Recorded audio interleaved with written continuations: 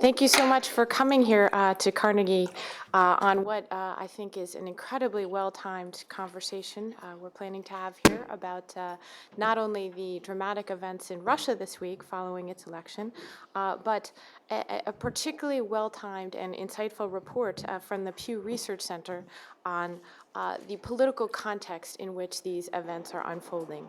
I'm Susan Glasser, the editor of Foreign Policy magazine, and as a former Moscow correspondent for the Washington Post, I couldn't be more pleased to have the opportunity to come and join all of you in this really extraordinary collection of people to talk about the events that are unfolding in Russia today. Because there's so much that we have to offer you today, I'm not going to go on at great length about the political context right now, but simply give you a quick introduction to the program that we have for you this morning, and then let the true stars of the morning take it away. What we'll do is we'll start first with Andrew Kohut, who, as I'm sure all of you know, is the president and founder of the Pew Research Center. He's also the director of the Pew Research Center for the People and the Press, and most relevant to this conversation today, of the Pew Global Attitudes Project, which, as you know, is pretty much the gold standard in surveys that take account of international attitudes. Today, he will speak with us about a report that comes 20 years after a landmark report on attitudes in the former Soviet Union, and we'll look at both the progress and the lack thereof. Many of you have seen the report on your seats today. There are copies around if you haven't.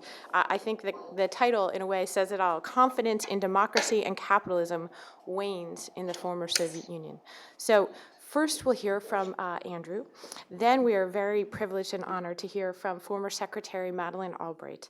And then we'll return and have a conversation with a distinguished group who I'll introduce to you at that time about Russia. And of course, we're looking forward to all of your questions and comments as well. But let's get started first with this really incredibly well-timed survey of attitudes in the former Soviet Union from Andrew. Thank you very much.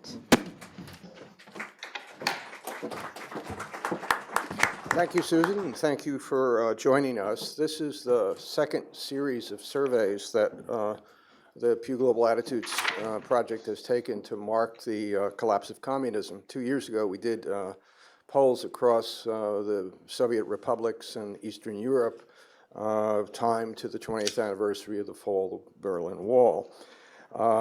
Both that polling and this polling suggests that people in the former communist world are looking back at the changes that they've endured over the past 2 decades with more reservations than we expected, and with more reservations than were apparent in the polling that we did, Secretary Albright and I did, back in 1990 and 91. 20 years, specifically speaking to this year's poll, 20 years after the dissolution of the Soviet Union, the Russians and Ukrainians and Lithuanians are profoundly unhappy with the direction of their countries, with national conditions, the state of their politics. We're accustomed to seeing American unhappiness with these things, but when you find 9% saying they're satisfied with economic conditions, you've got some profoundly low numbers. And as a consequence, we find people in all 3 of these countries much less approving of the change to democracy than what we saw back in 1991, when huge majorities approved of the switch to both democracy and capitalism. Today, just 35% of Ukrainians and only about half in Russia and Lithuania approve of the switch to a multi-party system. And support for a free market system is even more tepid. Only 42% of Russians approve, 45% of Lithuanians and Ukrainians endorse these changes. Let me say high up that what we found is that a lot of this disapproval is not a dislike and a lack of desire for the values of democracy. People continue to say these things are important to them. But what they're saying to us in their disapproval is that the system and these approaches aren't working for them. And in that regard, as we found 20 years ago, the change to democracy and to a free market system remains more popular among those best positioned in these societies to take advantage of them. The younger people, the well-educated, urban dwellers, they show the most continuing support for these transitions. More generally, we see, as we have over the past 20 years, a disposition, especially in Russia and Ukraine, to refer to a notion that a leader with a strong hand is a more effective way, and a more effective way than democracy to deal with the nation's problems. This is, again, especially the case in Russia and the Ukraine, where 57% and 62% respectively say this. It's not so in Lithuania. Most still there see the democracy as the more effective approach. And I should add that preference for democracy over for a leader with a strong hand over democracy only lasted 1 year in Russia, based on our polling. When we went back in 1992 compared to 1991, we had seen a switch already in 1 year, with Russians saying, well, maybe the strong leader is the more effective way to go for us. Our polling, one of the most dominant findings of our polling, was that people see the political and business elites as having enjoyed the spoils of the last 2 decades, while average citizens have been left behind. 80% of Russians say that business leaders and political leaders have benefited from the change to a free market economy. Just 26% say that ordinary people like themselves have. And I should also add that discontent with the changes that we question people about are very far-reaching. Large majorities say that democracy and the market economy have had a negative effect on morality, the way people in society treat one another, law and order. So it's a very broad-based set of discontents. 20 years later, we still see the Russians and the Ukrainians struggling with Western values. Large majorities of Russians and Ukrainians continue to see individual success as coming at other people's expense rather than as a product of a person's ability and ambition. And failure is not seen as personal failure, but a society's failure. The value transitions have been very difficult in the former Soviet republics, much more difficult than in Eastern Europe, I might add. Of note, over this period, most Lithuanians have come to credit personal success with individual achievement. And by the way, so have Russians who have come of age after the Soviet Union, younger people. Now, the polling found that nationalism is alive and well in Russia. 50% of Russians say it's a great misfortune that the Soviet Union no longer exists. And compared with 1991, a much larger percentage now say, 48% versus 33%, say it's natural for Russia to have an empire. Well, to end on a more positive note, while most Russians, Ukrainians, and Lithuanians feel that they have not been served well by democracy, they continue to say such things as a fair judiciary, honest elections, freedom of the press, free speech, and civilian control of the military are important to them, especially a fair judiciary.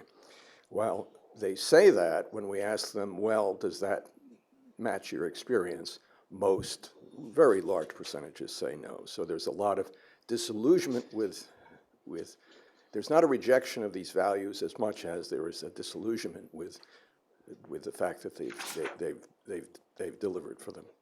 These systems have delivered for the people. And I think I'll just leave it there.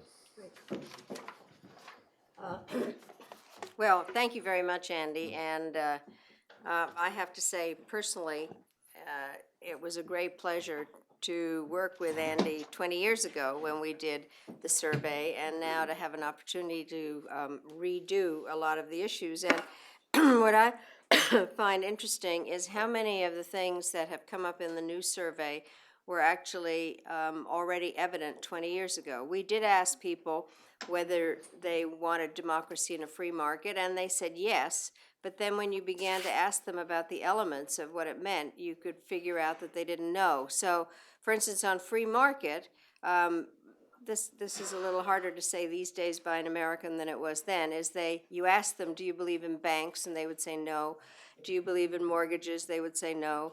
And so they might have had the right idea. But the bottom line is that if you were to unpack it, it was very clear that these were notions that they thought were interesting but didn't fully understand. In terms of, for instance, privatization, at that stage, the only group of people that believed in privatization were young men who lived the only area that should be privatized was going to be agriculture. And the only people who believed that it should be privatized were young men who lived in cities. And so there were all kinds of disconnects. But what was really there, and I think we agreed very much on this, Andy, is kind of a sense of disorientation, of not really knowing what had happened to them and where it was going, and some embarrassment about the loss of national identity, saying, and I won't mention the country, but a very small developing country, we are like that country with missiles. And so kind of a sense that they didn't know who they were. And also some sense even then about a desire for an empire. So, and you can't blame people, I think, who had operated under a system for 70 years and had been told a variety of issues. But it's interesting, Andy, I think, to see some of the elements that get picked up. The leader with a strong hand, that came up then. I think part of the issue is that whatever democracy they were served, it is not democracy. Managed democracy or whatever it has been called. And so I think that what is so interesting about this is that the polling data that Andy's presented, I think in light of Sunday's parliamentary elections, is really what it's telling us now and how this works. And I'm very grateful to Carnegie for hosting us here and having the opportunity to really explore these issues. I think that my own view is that it's really too early to be certain what the full impact of the election are going to be. They clearly were fascinating, the numbers in terms of the percentages, the fact that the Communist Party did as well as it did, a number of questions that come up.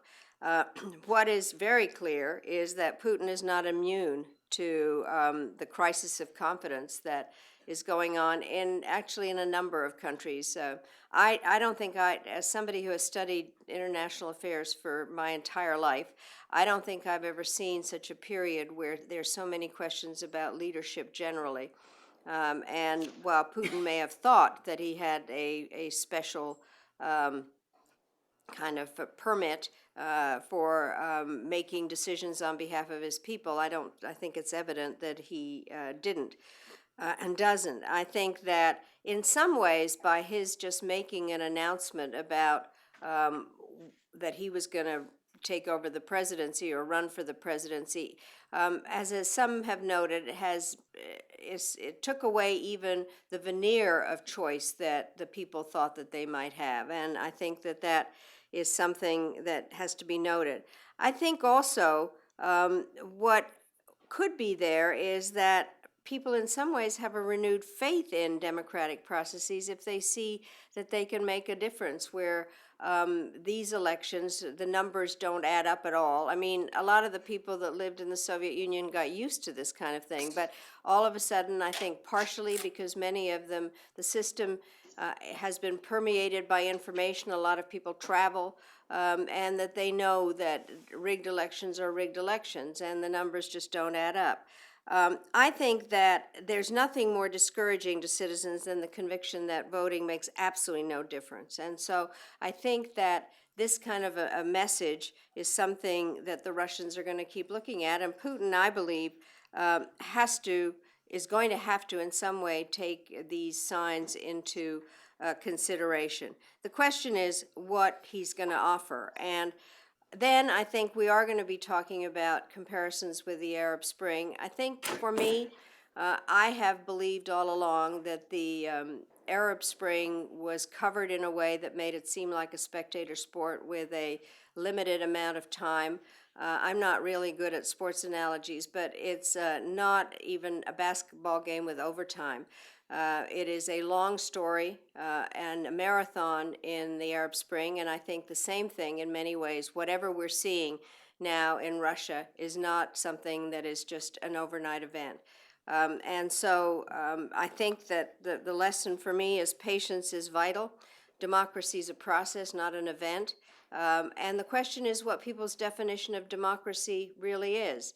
And what is very, very interesting, and I'm sure we will talk about a lot, is the whole role of the social media and the penetration of information. You can't run a closed system anymore because of the penetration of information. So that's just putting some of the issues on the table. And I think that the polling data that Andy and Pew have come up with is very indicative of people's questions about what role they play in society, what is the relationship between the individual and any government and regime, what it is they learn from each other, and the disillusionment that has, in fact, you can call something a democracy.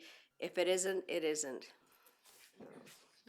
Secretary Albright, thank you so much for those incredibly timely remarks. I think I'll exercise the moderator's privilege by asking you just to follow up quickly on the question of whether these protests reflect a renewed interest and perhaps faith in democracy that the poll doesn't necessarily suggest, right? It's such a turnoff. The numbers are very striking in the poll, and I'm curious how you reconcile those. Well, I think that what it is this is probably not a technical term, disillusionment risen to the point of I've had it, and kind of a sense that it's a precipitating event where, in fact, the rigging had not worked, gone too far. Plus, I think what is out there in terms of the social media and certain people that have Mr. Navalny and various groups that have tried to figure out how to make clear to the public that they're not getting what they're supposed to. But we're in the middle of something. I mean, there are supposed to be demonstrations tomorrow. The question is how big they will be, and then obviously what the reaction of the state is going to be to them. So we are in the middle of a story that I think is going to take a while to roll itself out in many ways. But in many ways, I think, and Andy should speak to this, is I think some of this is in these polls. I think that it is there as a sign of the fact that people are disillusioned, are unhappy, they don't know what they want, throw the bums out sense. Well, there's a real disconnect here. First of all, the communists did really well. So there's one theme going one direction. But the people who are taking to the streets, based upon what I see, maybe it's not correct, are the young, well-educated urban people who are the people who've embraced democracy the most, and they are the most disappointed. I think that's they have the highest set of expectations and desire for this to really work. Well, and that's where there's the disconnect too, right? You have the sort of democracy advocates who are a small but vital core of the urban population in Russia, and then you have this much broader sea of disengagement where they've never connected with the post-Soviet sort of order, which I think is a perfect opportunity to introduce our panel, and especially Masha Littman, Masha, can you hear us? Who's been very patiently joining us by video so that she can offer us a little bit of ground truth as we talk about both the political context and the events on the ground this week and looking ahead to tomorrow. Let me just very quickly introduce the rest of our panel, in fact, so that you can understand who's joining the conversation now, and then we'll jump right in to asking Masha what's happening there in Russia. So in addition to Secretary Albright and Andy Kohut, we are joined by Masha Littman by video there, who is with the Carnegie Moscow Center, and she is editor of the center's Pro and Contra Journal. She has a monthly op-ed column in the Washington Post and has been a great friend and mentor and teacher to all foreign correspondents in Russia for at least the last 20 years, myself included. So you couldn't have a better guide today to the events that are unfolding on the ground and what we should make sense of them. So thank you, Masha, for joining us. We also... are joined by Les Campbell, who has been with the National Democratic Institute since 1994 and has directed the Institute's programs in the Middle East and North Africa since 1996, overseeing a vast expansion of NDI's programs in the region. He comes to us via the new Democratic Party in Canada, and we are thrilled to have him with us as well today. And we also have Stephen Nix, who has been the Regional Director for Eurasia at the International Republican Institute since 2000, is that right?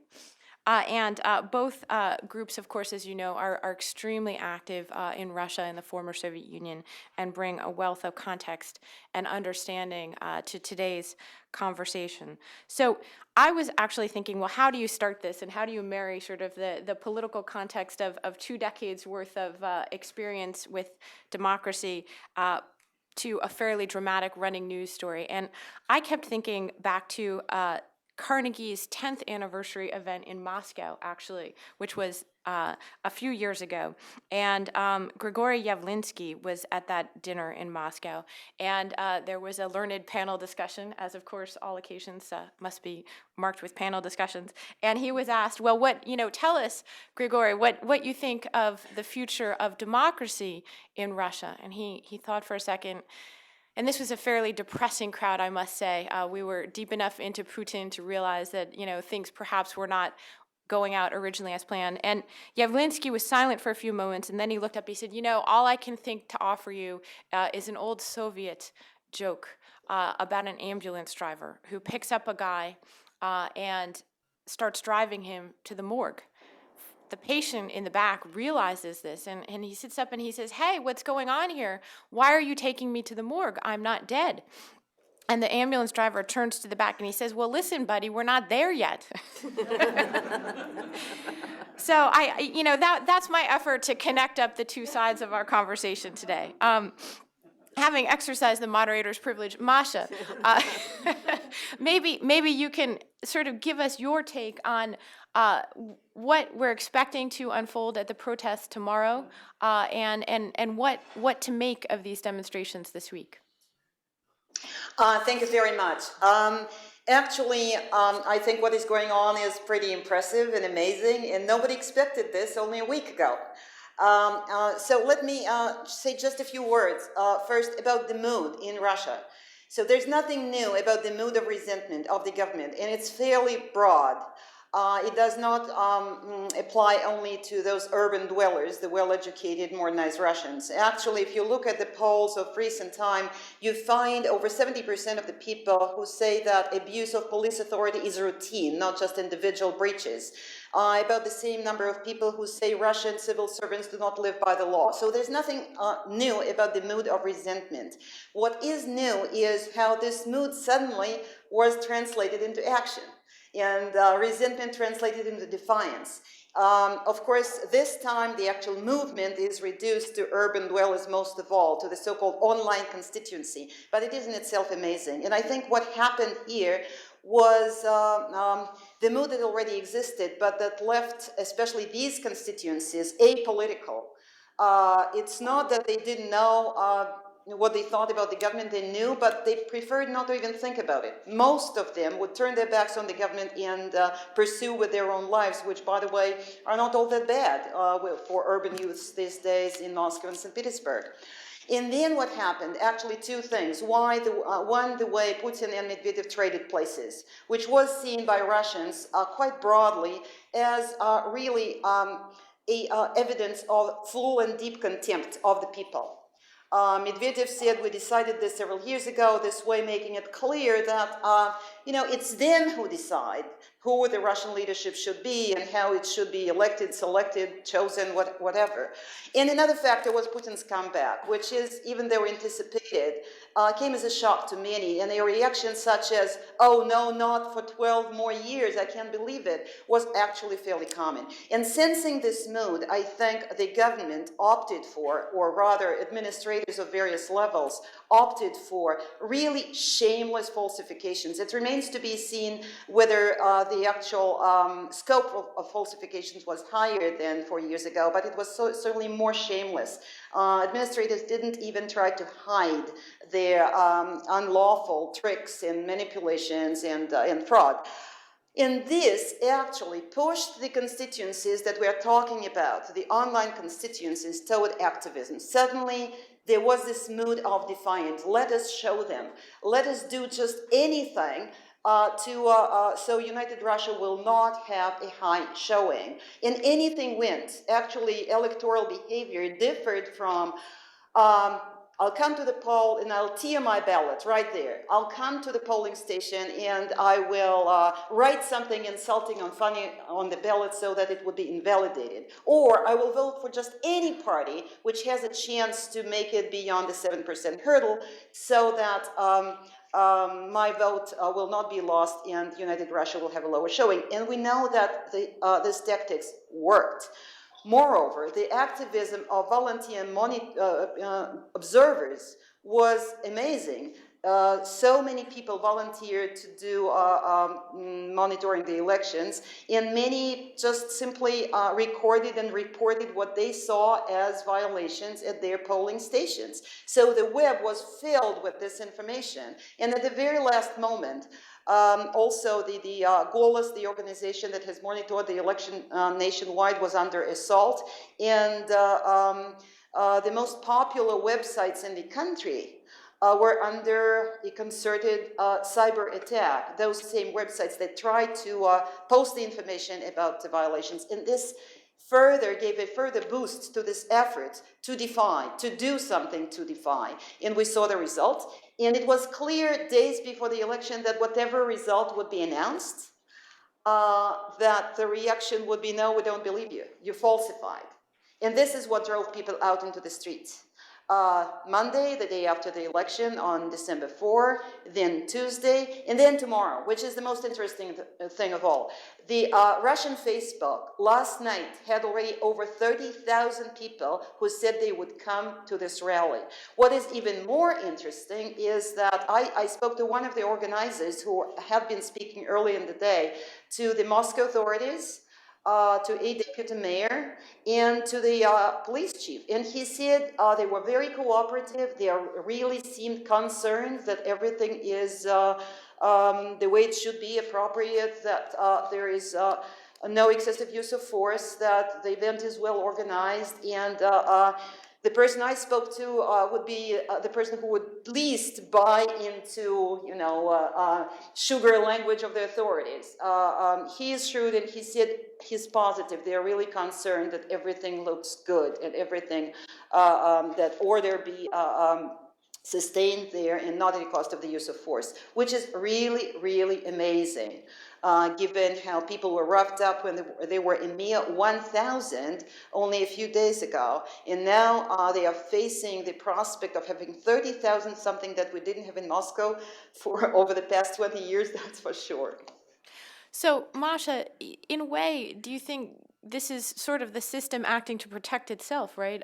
You could argue that this is what managed democracy was built for, for just such an event, to avoid one of the color revolutions that was triggered in Ukraine, for example, or in Georgia after similarly elections were held with allegations of vote fraud. Do you think the system is ready for this kind of a crisis? Well, I don't think any system can be ready for a crisis like this. Actually, I'm sure they did not expect this to happen. And actually, I would say just a couple of words of why this is different from the Orange Revolution. Because on the surface, it looks like an election fraud and people take to the streets. In fact, a major difference here is that in Ukraine, the crowd knew exactly not only who stole the election, but from whom, and whom they wanted to see as their president, and that was Viktor Yushchenko.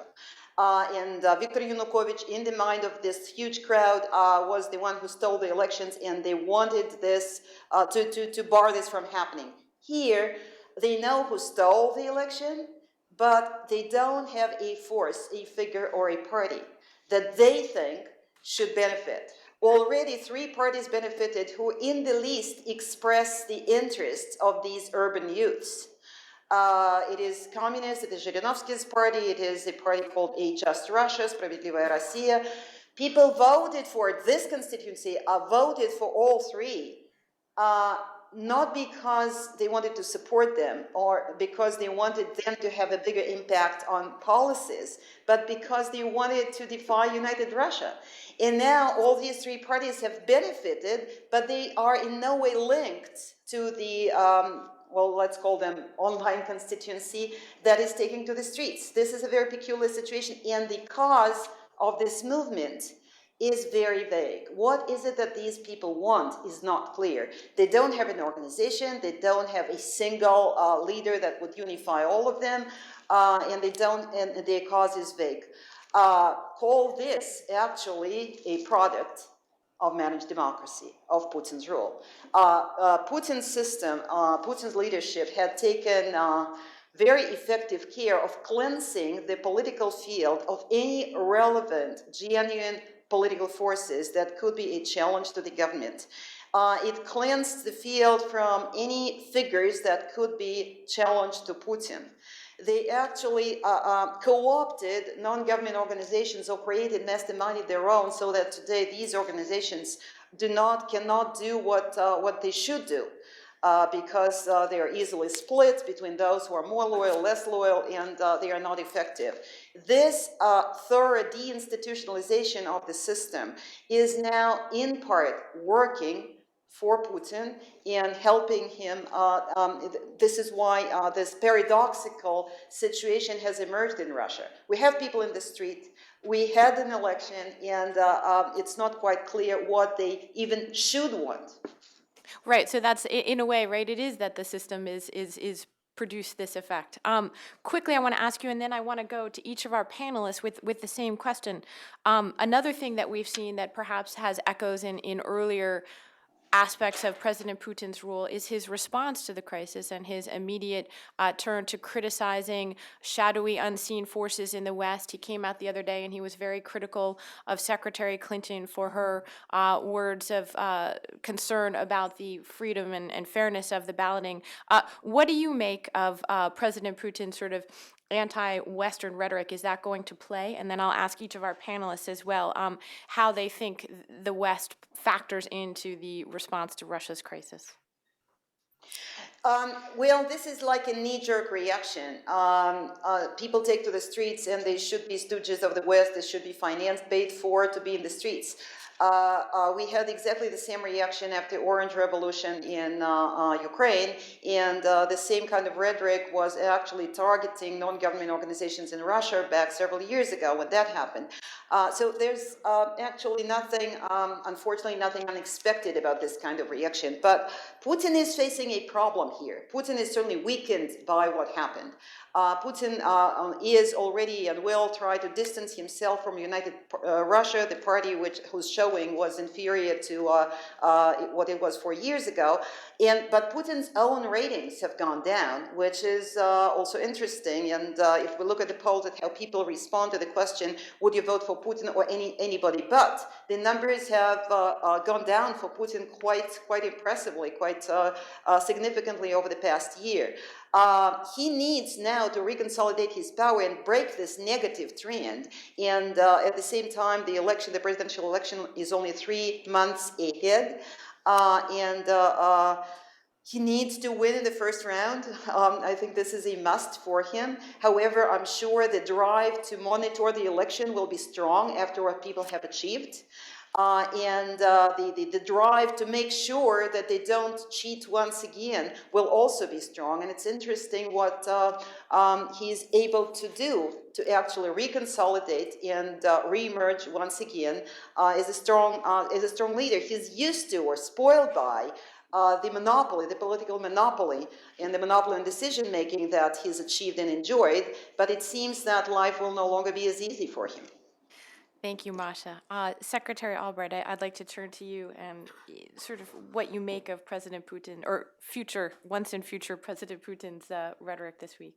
Well, I think what is interesting is that he read his own propaganda and basically thought he was permanently popular, and the less clothes he had on, the better, and that he really represented the new Russia and the national identity. I mean, Andy, you've got some stuff on nationalism generally, and I do think that going back to my earlier statement, what came out of the 20-year ago survey, which said that people were concerned that Russia had lost its identity. So he represented kind of a renewal of Russia on the international stage.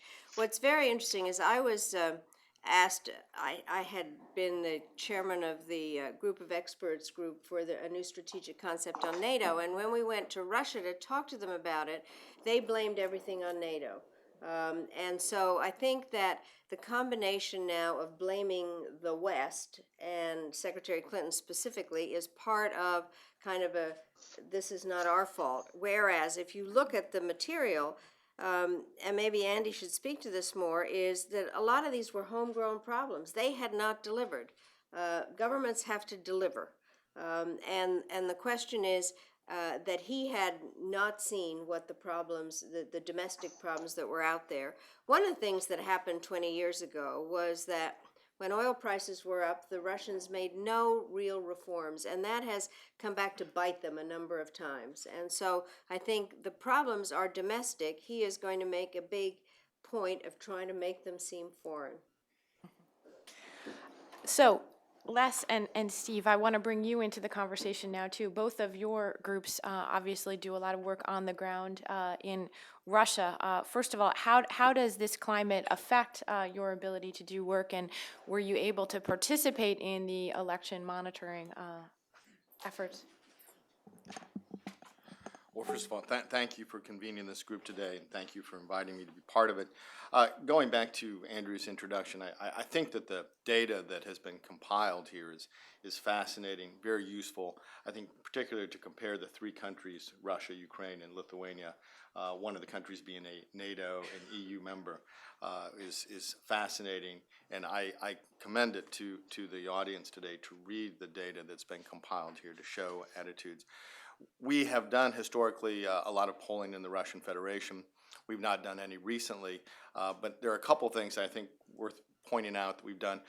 We utilized Bashkirova y Partnery to do our polling, and the last poll we did was several years ago. But again, in terms of trying to determine Russian attitudes towards democracy, as Andrew alluded to and the Secretary alluded to, and other core values, how can we talk in terms of commonality, West and Russia, on these types of issues? So we tested a number of things, and one of the first things we tested was we'd heard our colleagues in Brussels talk about appealing to the European nature in Russians, and our response was quizzical. We didn't really think that there was a substantial European sense among Russians, but we tested the question, and we asked in a national survey, do you consider yourselves to be more Russian or more European? And it was very clear cut. I think it was 88% of Russians consider themselves to be Russian. Only 4% consider themselves to be of some sort of European heritage or nature. And so we encourage our friends in Brussels to use a different means to communicate and try to resolve differences within the OSCE and other organizations. It's very clear cut that people self-identify as Russians and not Europeans. The other thing we tested was democracy and how people view democracy. How do you define democracy?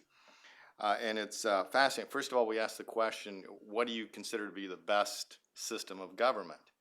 And in Russia, and this poll was done 2 years ago, 62% of Russian citizens considered democracy to be the best form of government. Then you get into the discussion of how do you define democracy? What does it mean to Russian citizens? Do they think the same way we do? And they don't. We followed up with what are the features that would make you consider, or essential for you to consider a government to be a democracy? And the two largest responses were A, the government provides social protection for its citizens, and B, the government takes care of the poor. Now, it's not exactly the same sense of democracy that we might have here in the United States. It sounds a lot more like maybe a social democratic system that exists in some countries in Eastern and Western Europe. So in terms of the viewpoint of how people view democracy, it's quite different. And we have to start thinking in common terms in talking to our Russian counterparts about democracy. And then finally, we get back to Andrew's question. It's an important one. Freedom, equality, freedom, comfort. What's more important? What is at the forefront of Russian minds when it comes to these important values? And when we ask the question, what is more important to you? Is it equality, generally social equality, or freedom? 50% of respondents said that equality was more important. 40% said freedom. So there's a lot to be learned in terms of Russian attitudes towards democracy, a lot for Americans to learn and to deal with and learn in terms of communicating with our Russian counterparts on these important issues. With regard to the second half of your question, the events of last week, IRI did not have any observation efforts in the Russian Federation. We're working more in the areas of civic participation and on local issues, but we are certainly monitoring these events very, very closely. Sure, I'll be quick. My role actually on the panel is to draw some parallels with the Arab Spring, and I was joking earlier that drawing those parallels seemed a little difficult last week when we first conceived of this, but doesn't seem as difficult today. But I also had the privilege of my first posting with NDI was in Russia in 1994, early 1994. So it does, some of this does bring back some of my memory from those times. But I'll just make two quick points in terms of comparative Arab Spring issues. One is that working in the Middle East for many years now, I have become accustomed to having to incorporate ambiguity and paradoxes because the Middle East is nothing if not ambiguous and full of paradoxes. And I actually don't find it as difficult to internalize the idea of the polling data that Andy Kohut presented, people seeming to be disenchanted with certain aspects of democracy. Steve explained perhaps that democracy is viewed differently. Freedom, even though we use the same term, I'm sure it's translated properly, but people may view the idea of freedom. Freedom is more freedom from want than it is freedom to do whatever you want. And actually in the Middle East, people feel the same way. Freedom in the Middle East often is not freedom to do whatever you want, which is often viewed very, very negatively because it's associated with social licentiousness and social issues that people don't like. But it's more freedom from oppression, it's freedom from corruption, it's freedom from a state that is unfair. You're talking about how Russians may want equality. So I think that it's quite possible for populations both in the Middle East and in Russia to be driven by the idea of dignity, freedom, equality, and also to be very, very skeptical about democracy, because that's certainly what we see in the Middle East. And that's why you've seen the Middle East. In fact, just last week in Egypt, you had people simultaneously in Tahrir Square protesting against everything, boycotting, at least that's what they said, but also voting with a 600% or 700% increase over previous elections. How do you square that circle? They did it all at the same time, and I don't think that they saw inconsistencies in that, because they're simultaneously against the system, they're against sort of Big Brother, but they're also willing to put a vote of confidence in what comes next. The second point I'd make is that what I find interesting is that you're seeing on Russian streets, or potentially tomorrow again, from what I understand, an educated middle class, socially connected through the internet, clearly have some prosperity in terms of being able to afford the connectivity and computers and so on and so forth. But you're also seeing, I think, a population in Russia that I would describe as small c conservative. Again, the Pew Research findings, which are basically people looking to go backwards, not just conservative, but almost paleo-conservative, wanting to turn the clock backward. Again, this may seem paradoxical. I don't think it is as hard to understand as it seems, in the sense that what the middle class people are demanding, I think the masses would probably agree with, in the sense that they're tired of corruption, graft, the inequality of outcome. They want integrity, honesty.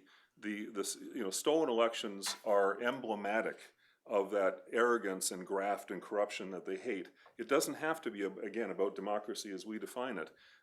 But it may be that the masses, they probably, I mean, I guess if I had to make the parallel with the Arab Spring, the masses may not, in the end, if there is a new election or there's another event down the road, they may not turn to, quote, the liberal parties, as they haven't in, say, Egypt or even in Tunisia. They may turn to the groups that they believe will help address the issues of corruption, graft, and arrogance. So, you know, the groups that have in their minds clean hands.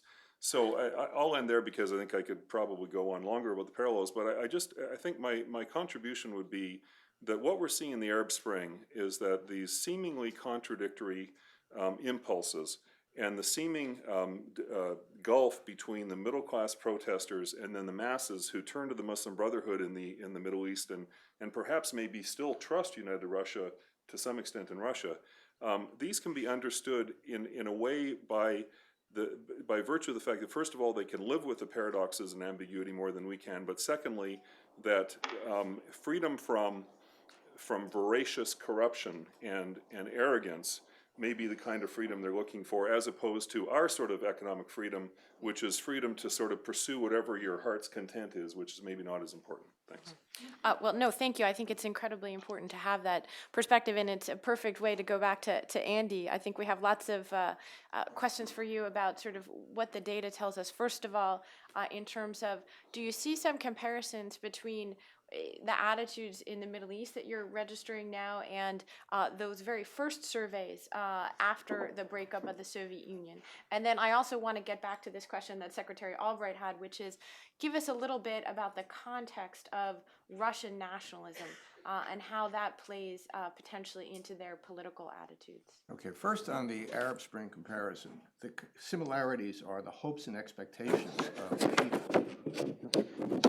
Very similar to the hopes and expectations of the Soviet people and the European people. They wanted a better economy, and they wanted to exercise democratic rights. What's different, though, is that the polling that we've been doing in Arab countries in recent years suggests that the Arabs are more in tune with what democracy represents than the Russians were back in 1991. They just have a much clearer notion, perhaps in part in response to a globalized world, in part in response to a more diverse situation than the Russians have experienced.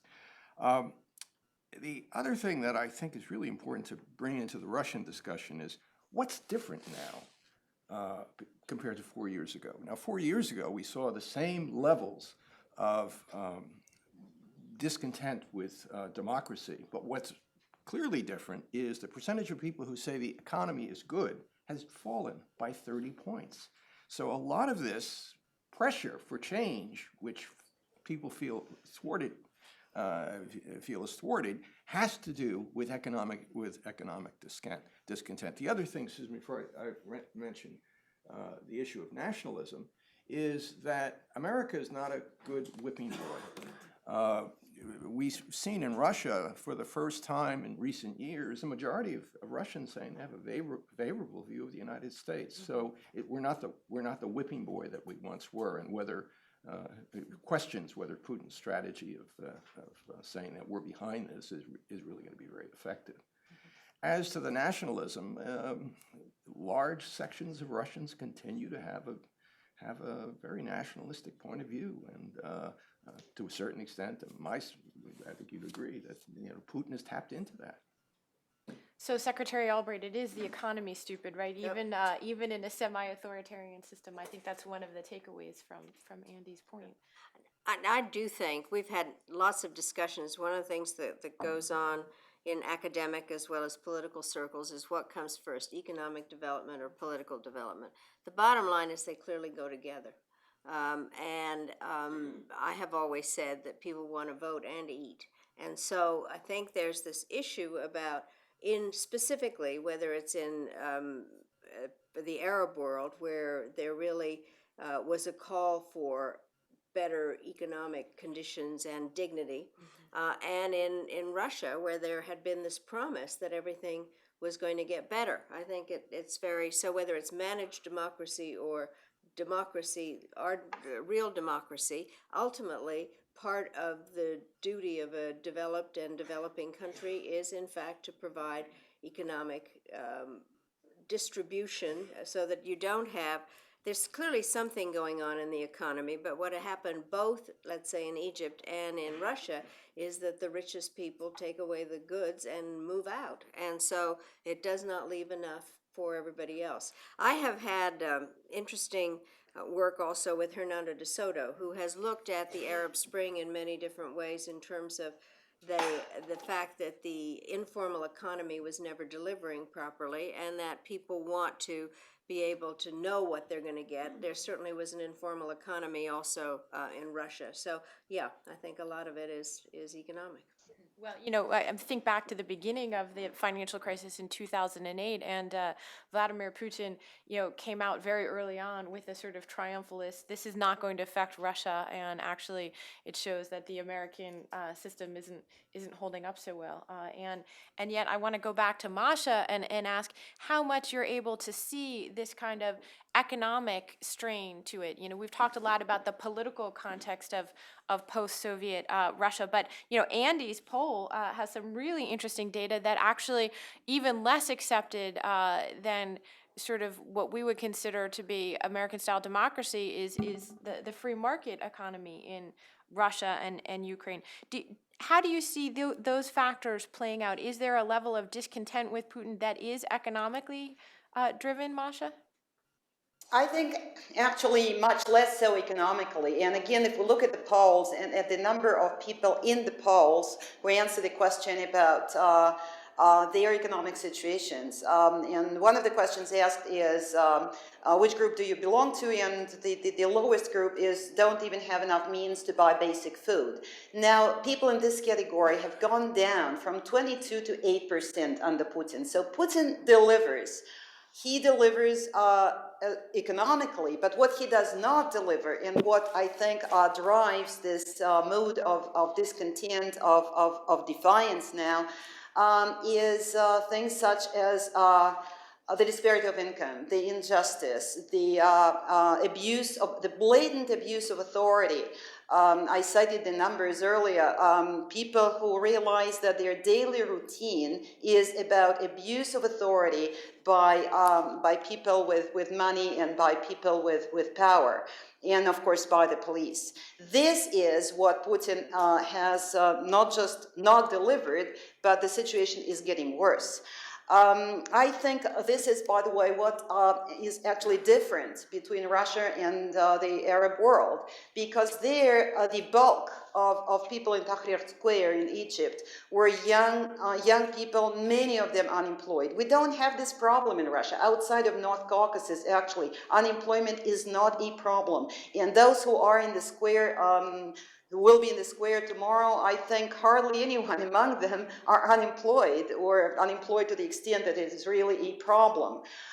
This is what makes it different. Another thing that makes Russia different from the Middle East is demographics. We are an aging nation, not a young one. And there's one more factor that puts the two apart, and this is we actually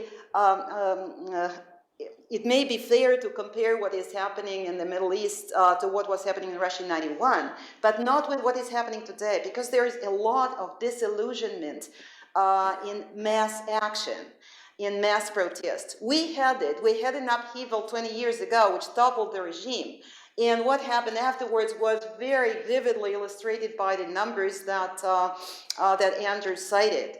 Disillusionment actually began to set in fairly soon. And as we have those, I would not call them middle class, I would call them online constituencies in the streets. These are people who do not remember the disillusionment, but their parents, their elder brothers and sisters probably do. And this is what makes the situation not so hopeful in terms of a factor of democracy that I think we haven't touched upon in this discussion: public participation. I want to have a say, and I may have a say, and that's very important. 80% in the polls in Russia say, I do not make a difference in national affairs or regional affairs. What is happening now is interesting, most of all, because people said not just politics matters, suddenly, after being apolitical, but also, I want to have a say. Masha, these are really important points, in particular, I think, to try to look at, like, this is Russia 20 years after a Tahrir Square type event. I'm also struck by, we ran a piece on foreign policy today by our colleague Yulia, who was quoting somebody saying, this is Putin arguably as a victim of his own success, right? That this, if the social compact in Russia of the last decade was basically, we will provide a certain amount of economic betterment, your pensions are going to go up and that sort of thing, but the deal is that you're not to be involved in politics. Now that deal is fraying in some way because arguably you've created a group of people that, if not middle class in the Washington sense of the word, have spent the last decade with rising expectations, with increased incomes, with perhaps a little bit more incentive to create a system that is more transparent, that works better, that enables them to participate in a way. And I think that's an interesting way of looking at it. Yes, indeed. And I think the relations between government and society in Russia over Putin's decade can be described as a non-participation pact. You don't meddle in our affairs. We make decisions, government decisions on our own, and we will not intrude in your lives. And this is a deal. This is a deal that's acceptable for both sides. So the society and the government lived in like parallel worlds, individual pursuits for the people, government affairs for the government. It's like a divorce, if you like.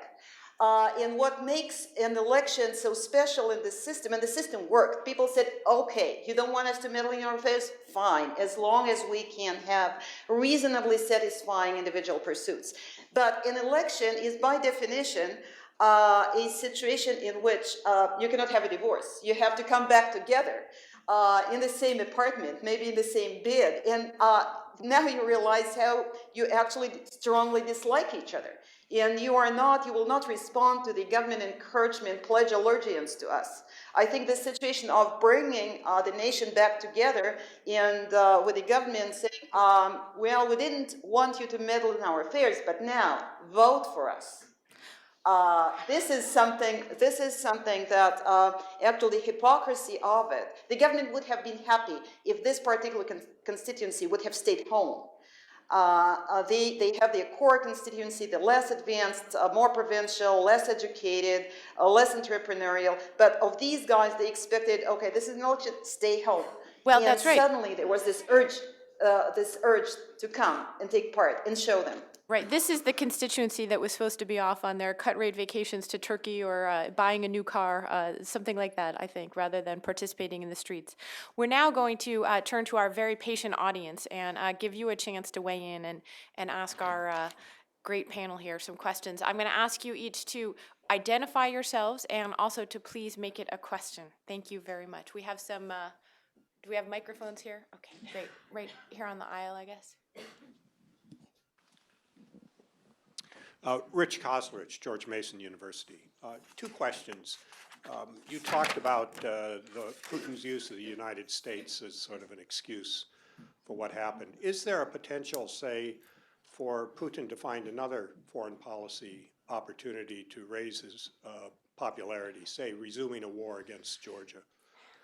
The second point is, why does corruption matter so much now? This is not new for the Russian people. It certainly isn't new for anyone who's been observing it. Why is it different? Great questions. Do we have any takers? Do you want to maybe weigh in on the corruption front? No, I'm not going to talk to respond to that. I'd love to hear what maybe Masha has to say. Masha. Okay. Well, I think a new war with Georgia is ruled out, at least for the time being. I truly, strongly hope so. As for corruption, I think corruption is getting bigger and bigger. And my point that I made earlier was the dissatisfaction with corruption has been there for a while. What mattered here is that the mood of discontent translated into a desire to act and defy. And corruption is part of the basis for the mood, not for the action. What is really, really driving people deeply unhappy, and especially in the business community, and it's not this community which is actually in the streets these days, is not corruption per se, because you can't adjust. And some even say corruption is a grease. You use it, or a lubricant, and you use it to, the bribe taker is happy, the bribe giver is happy, and it's only the government that suffers because it is not part of the transaction. What is so really bad about Russia these days is what is called a raiding. And this is predatory grabbing of other people's businesses, and usually it applies to successful medium-sized businesses by law enforcement officials. By using the power of their authority, they find ways to grab people's businesses. And this is predatory seizure. This is not about corruption. They come and say, well, something is not quite right about your paperwork. And the understanding is you should give your business to them if you do not want to end up in jail, and many people do, and many Russian businessmen are in jail. And this is a result of the unaccountability of civil servants in Russia as a result of Putin's system of no political competition. And what it leads to, of course, is to disincentivize the people who could be a vehicle for Russian modernization, people who want to achieve something and have success. You want to weigh On in? the foreign part, let me just say this. I think that since Putin is clearly not an outsider, he is an incumbent writ large, he can't blame a lot of what's happening inside on somebody else. He's done his best with trying to show that there's certain people that he's put in jail, but they can't be responsible for the fact that the airplanes are crashing or whatever various problems there are. Therefore, I think that he is going to pick on some foreign aspects. I don't think a war, but I think it already started a little bit with Medvedev attacking whatever the missile plans are for NATO.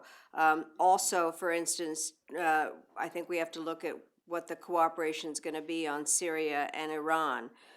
Various ways, or on supplies into Afghanistan. So more a matter of don't take me for granted, and I think he'll play the foreign card. I think it's the easier card to play, and I say this in my personal capacity as whoever I am now. But basically, I think that that's an easier card for him to play than to take responsibility for what he's clearly been in charge of. So. Well, and it's something he's always done. It's always been in his playbook. So, okay, more questions. Right here in the very front row, she's been very patient. So, Thank you, very interesting. I'm Erica Marat from Voice of America's Russian Service, and my question is to Secretary Albright. You partly mentioned this already, but how do you think this ongoing crisis, whatever processes in Russia will influence Russian-U.S. relations in the coming months? Thank you. Well, I mean, the United States has spoken about the importance of reset. They have found that it is an important aspect of policy, and under that, the New START Treaty really was able to come into place.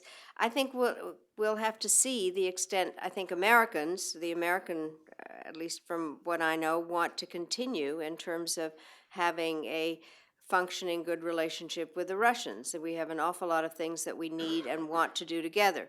The Russians also want to be in the World Trade Organization now, and so I think that there are a number of incentives to continue a good relationship. On the other hand, as I just said, depending upon the way that the election campaign goes in Russia, it will affect how the relationship evolves in terms of areas of cooperation like the Middle East or Afghanistan or in other areas.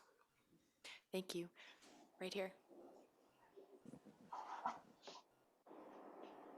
Yes, my name is Mark Botsford from Botsford Global, and this is a question for Secretary Albright. What I've been hearing, well, first of all, having focused a lot of my background and experience in Latin America over the last 30 years, the Pew Research Institute has had tremendous impact in South America. And I was struck by the words and the discussion today about the similarities in Latin America, both about, you talk about managed democracies. I think opposition groups throughout South America and Latin America, in fact, would talk about the deinstitutionalization and the hyper-presidentialism that occurs right after elections over the last 20 or 30 years. So I wanted to ask your opinion, Secretary Albright, about whether or not you think that leaders such as Putin can count on their core constituencies to remain in power indefinitely, in spite of because of the fact the online constituencies are really going to remain in the minority for the foreseeable future. Thank you. Well, my own expectation is that he'll somehow manage to pull this through, and that he will use whatever tactics he can. On the other hand, I have been surprised by some of the things that have happened in the last few days. The question is, what has happened in some of the Latin American countries is it goes back to a statement I made earlier that democracy has to deliver. There has to be some connection between what the leaders do and what the people want. And for a long time in a number of Latin American countries, the core group of elite remained, and the indigenous peoples or other peoples were not sharing in whatever was going on. That is what happened in Venezuela, for sure. But even in Venezuela, people are getting a little tired of that. And so there is a length of time, I think, that this can go on. And it depends on what the strings or the levers are that the leaders have. And as the Soviets used to say, controlling the commanding heights. So in many ways, I think that, well, Putin does have the tools to stay in power, I believe that. Yes, sir.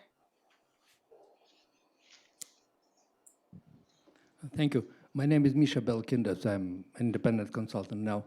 I want to switch to Lithuanian. I want to ask probably Mr. Kohut a question. I mean, it's basically two. One is, have you looked at the nationalism problems in Lithuania? Because Lithuania is one of the, I would say, most nationalistic countries at the moment. Because, you know, the slogans, Lithuania for Lithuanians, are heard everywhere, to the point that 6 EU ambassadors had to write a letter to the President Grybauskaitė saying, you know, enough is enough, when they wanted to kick out a high government official who was basically, you know, meddling these waters. That's one. And secondly, the economic situation. Their economic policies during the last crisis are one of the most austerity measures. And so you know, the pensions were slashed, the government, the pays for the civil servants were slashed, and people remain kind of calm. In any other country, people would probably go to the streets. So does the poll capture anything of that? Well, two things. On the issue of nationalism, the Lithuanians are clearly more positively oriented toward the United States than toward Russia. There's a Western orientation in Lithuania, and I think the disaffection that we see in this poll in Lithuania has a different basis than what we see in Russia and in Ukraine. And in speaking to the economic situation, Lithuania is where we have that 9% saying that economic conditions are good, which is only matched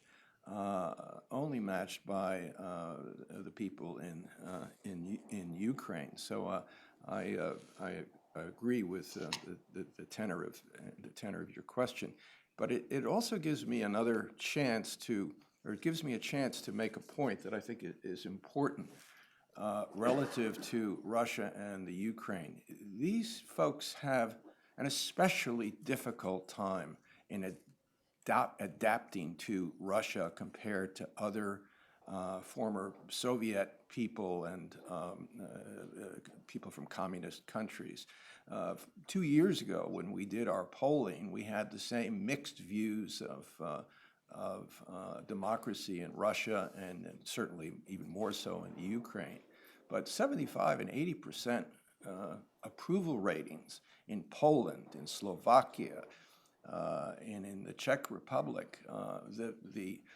The transitions are really quite different in these countries, despite the problems that they have. I'm not saying that there are no issues in those countries, but the polling does point to the very difficult problems that the Russians and the Ukrainians have had, quite distinct from the Lithuanians, I might add.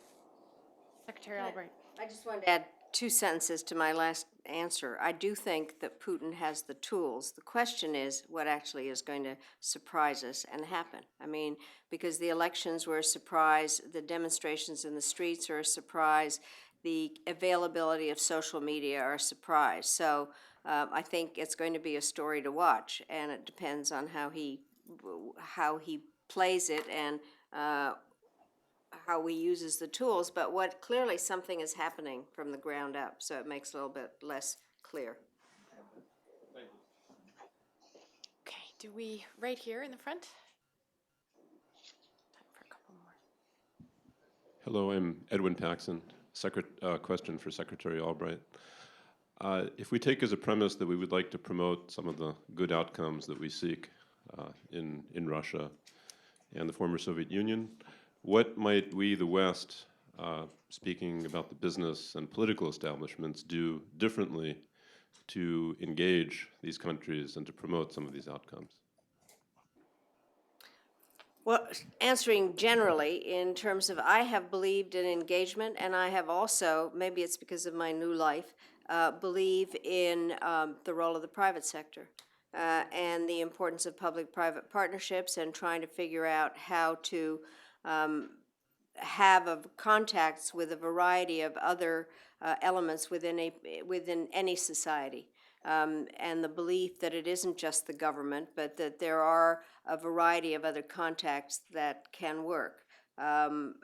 Something that I've been involved in, for instance, now in following up with President Obama's Cairo speech, and something that Secretary Clinton asked me to do, which is called Partners for a New Beginning, in Muslim-majority communities of developing different relationships in civil society. So I am all for that. I think that sometimes it is hard to do within any particular country, Russia being one of them, in terms of a kind of less than clear investment climate and rules and a variety of aspects, which is why the application of the membership in the World Trade Organization has value of bringing the Russians into an international system that in fact has rules that are arbitrated from outside. But I am definitely for a variety of contacts across the board.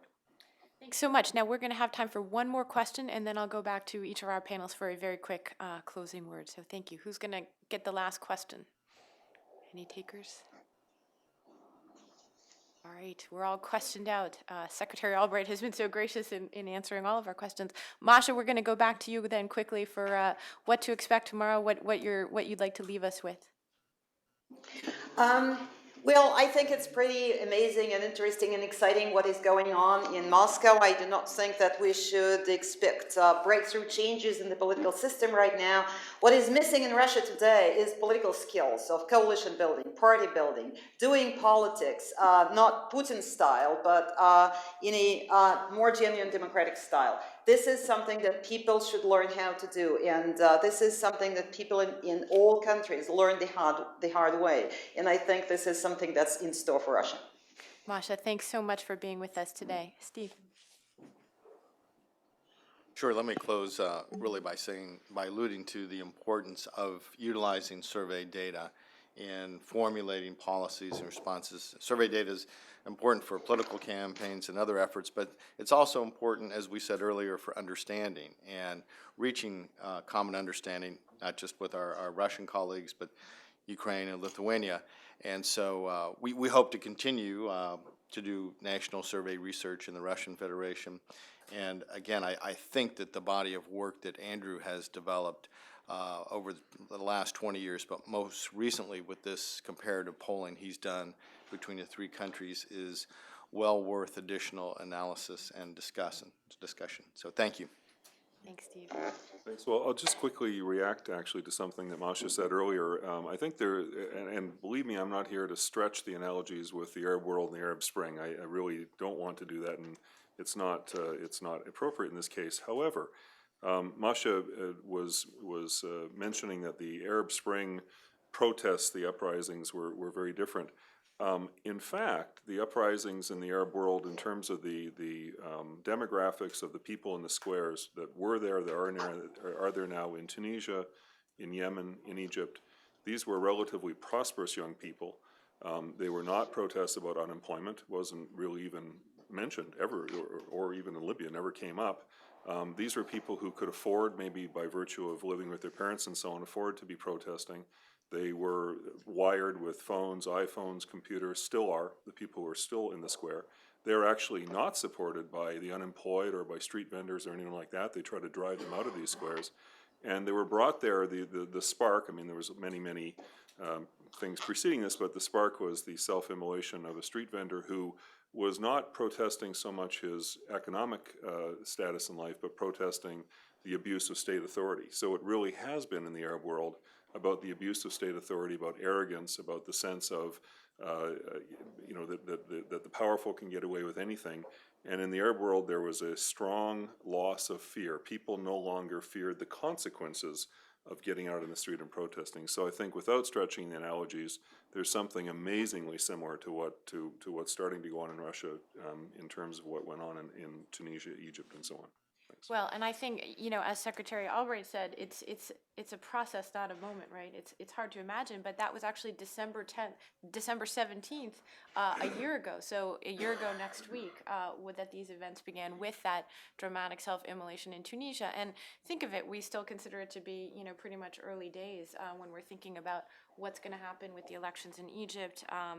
Perhaps Tunisia is on a different course, but so much uncertainty in Yemen, in Syria, of course. So, I think it's an important point, right? Somebody wrote actually in our magazine this summer that these are still early days for the Russian Revolution of 20 years ago. So I think that's a good sort of note to end it on. But Secretary Albright. I think actually Deng Xiaoping said it was too soon to tell about the French Revolution. So, but I think that for me, what this shows yet again is something that I've said my whole life, is that we're all the same. People definitely, wherever you live, want to be able to make decisions about their own lives and are seeking a structure that will allow that. And it's the endlessly interesting discussion about the relationship of the individual to the state. Who gives the power to the state, or does the state give the power to the people? I believe, obviously, that the individuals give the power to the state, but this is this unfolding story, and endlessly interesting, and we don't know the answer. Thank you so much. I think that to what extent the genie is out of the bottle in Russia is in part, and the analogies with the Arab Spring are in part qualified by the fact that the Russians, I think, as someone said, are inherently conservative people with a small c conservative, and their predisposition to orderliness is an issue that is quite unlike, I think, the Arab countries that we've experienced, that we've seen. Well, I want to thank everyone on this wonderful panel, and also to you for coming out today, and to Carnegie for hosting all of us. Thank you very much. Thank you.